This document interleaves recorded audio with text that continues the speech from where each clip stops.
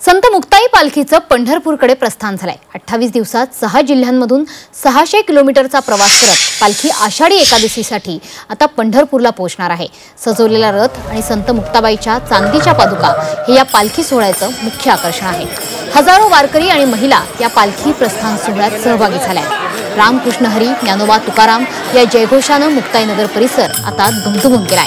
संत मुक्ताईंच्या आषाढी वारीचं यंदा 316वं वर्ष आहे। कोथळी इथल्या संत मुक्ताईंच्या मूळ मंदिरातून पालखीचा पंढरपूरच्या दिशेने प्रवास सुरू झालाय। या पार्श्वभूमीवर मंदिर संस्थानातर्फे विविध कार्यक्रमांचं आयोजनही करण्यात आलंय।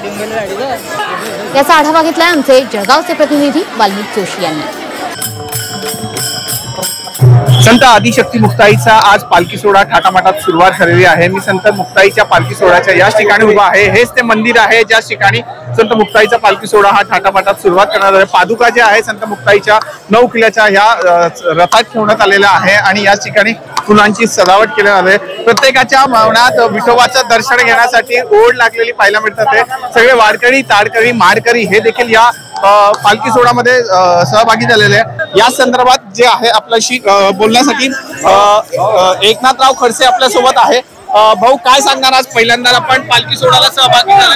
शेकडो वर्षाची वारकरी परंपरा आहे आणि या परंपरेच्या नुसार मुक्ताईची पालखी हे आज पंढरपूरला प्रयाण करते।